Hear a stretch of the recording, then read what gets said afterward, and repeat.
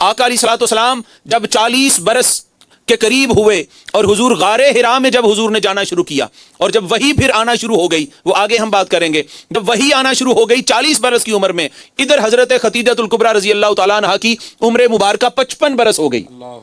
55 برس، اور پھر آپ کھانا دینے جایا کرتی تھیں 55 برس کی عمر میں آقا علیہ الصلوۃ والسلام کو غار حرا میں۔ یہ آپ کا حضور پر قربان ہونا تھا، اور یہاں تک کہ جب آپ کھانا دینے جایا کرتی تھی حاضرین مکرم، تو یہ ادا اللہ رب العالمین کو اتنا پسند آئی کہ ایک دفعہ حضرت جبریل آ گئے۔ اللہ رب العالمین نے حضرت جبریل کو بھیجا اور کہا کہ اے جبریل جاؤ اور جا کے میرے محبوب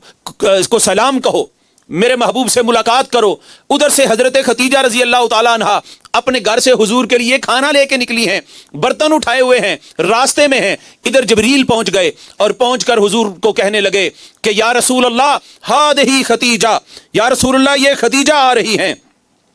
قد اتت معہا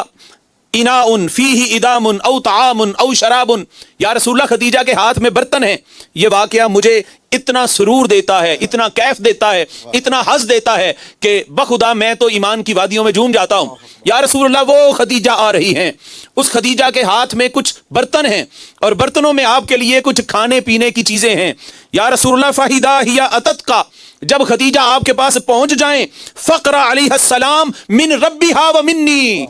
یا رسول اللہ جب پہنچ جائیں تو رب کی طرف سے بھی انہیں سلام پہنچا دیجئے گا اور میری طرف سے بھی انہیں سلام پہنچا دیجئے گا۔ وبشرھا فی الجنہ من قصب لا صخب فیہ ولا نصب، اور حضور اللہ پاک نے فرمایا ہے کہ خدیجہ کو خوشخبری سنا دیں کہ جنت میں ان کے لیے ایسا محل تیار کیا گیا ہے کہ جس میں نہ کوئی شور و غل ہوگا اور نہ ہی کوئی تھکاوٹ ہوگی، ایسا موتیوں کا محل تعمیر کیا گیا ہے ان کے لیے۔ حضرت جبریل آ گئے۔